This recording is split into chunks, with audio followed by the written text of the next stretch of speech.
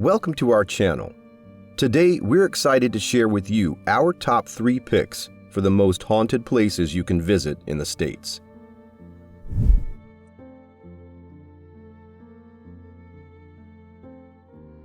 The Orpheum Theater was built in 1890 and operated as the Grand Opera House. In 1923, a terrible fire destroyed the building. It was later rebuilt in 1928 as the Orpheum Theater. Over the years, it has hosted various performances, including concerts and touring Broadway plays. The Orpheum Theater is famous for being haunted by the ghost of a 12-year-old girl named Mary. Legend says that Mary died that day in the fire when it originally burned down, and her spirit has been haunting the Orpheum Theater for over 50 years.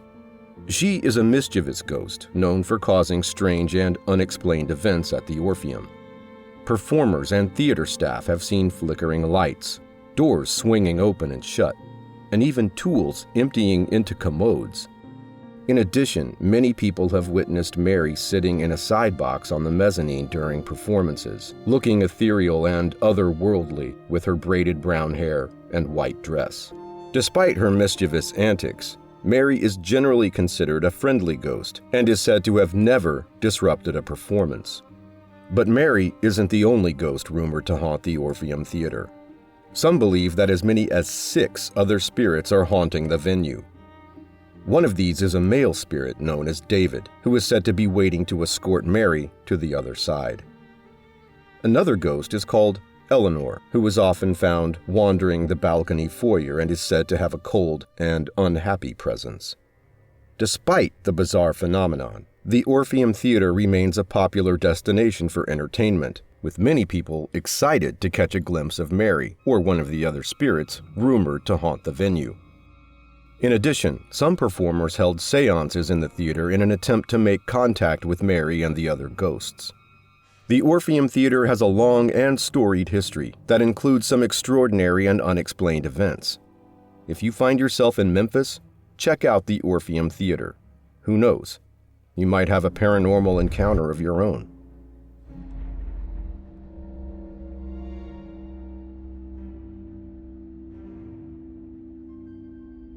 Tombstone was founded in 1879 and quickly became a hub of activity in the Old West. A place where prospectors, outlaws, and other characters from all over the country came to seek their fortune. But Tombstone is most famous for the historic gunfight that took place in 1881 at the historic OK Corral. It is now considered one of the most famous events in the town's history, and even inspired some Hollywood movies. The gunfight lasted just 30 seconds and was a showdown between 2 groups of men. The Earps, standing with the side of the law, and the Cowboys, the nefarious opposition. The Earps were marshals determined to disarm the Cowboys, and a bloody gunfight broke out between the two, resulting in the deaths of Frank and Tom McLaury, as well as Billy Clanton. Wyatt Earp and Doc Holliday were also among those involved in the gunfight on the side of the law, while the Cowboys included Ike Clanton, Billy Claiborne, and Wes Fuller. After the gunfight, many of the men killed or injured in the shootout were buried in the Boot Hill Graveyard, a cemetery just north of Tombstone on Highway 80. The graveyard, used primarily from 1878 to 1884, was initially called the Tombstone Cemetery and is the final resting place for more than 250 people, including prospectors, outlaws, lawmen, and prostitutes.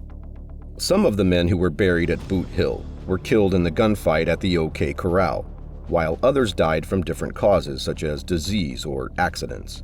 Over the years, the old cemetery fell into disrepair, with many old wooden tombstones falling or decomposing entirely, and others stolen by souvenir hunters. It wasn't until the town's first El Dorado days, around 1929, that the old cemetery began to be referred to as the Boot Hill Graveyard. Despite its rough start, the cemetery was eventually restored and is now one of Tombstone's most popular tourist attractions. Many visitors to the Boot Hill Graveyard have reported seeing strange lights, hearing unidentifiable noises, and even catching glimpses of spirits in photographs. But the hauntings in Tombstone don't end there. The Birdcage Theater, one of the oldest original buildings in the town, is also considered the most haunted place in Tombstone. The theater opened in 1881, was known for its gambling, drinking, and other vices, and was the scene of 26 deaths. Today, the building serves as a museum, and many people have reported seeing ghostly apparitions in the theater and hearing strange noises and off-putting smells. There are also stories of objects moving or disappearing on their own, and a statue of Wyatt Earp behaving strangely. The town is a ghost haven, where some people have reported hearing voices and seeing objects moving on their own in room 119 of the Tombstone Hotel, and others have reported seeing the ghostly apparitions of stage drivers and cowboys near the old Wells Fargo Bank building. At the Crystal Palace Saloon, people have claimed to see the movement of objects and seen the presence of ghosts, including the ghost of Big Nose Kate. Whether or not you believe in ghosts, Tombstone is a fascinating place of mystery and intrigue. Its rich history and reputation as one of the most haunted places in the United States make it a must-visit destination for anyone interested in the legends and lore of the Old West.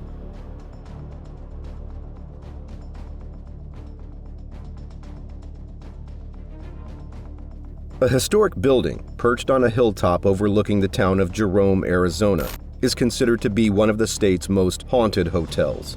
The Jerome Grand Hotel is known for its antique decor and furnishings. Each room possesses a unique character from its original time, but it is not just the vintage style of the hotel that attracts visitors. It is also the eerie history of the building. The Jerome Grand Hotel was originally a hospital for injured mine workers and carried a history of tragedy and loss. Countless souls have passed through the halls of the hotel in its previous life, and some believe a few of those spirits still linger on, perhaps evil or maybe just lost.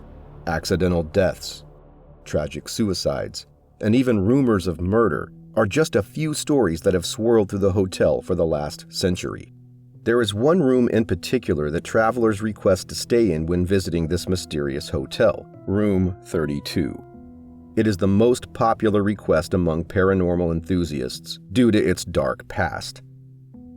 The room has more than its fair share of tragic tales, including 2 alleged suicides.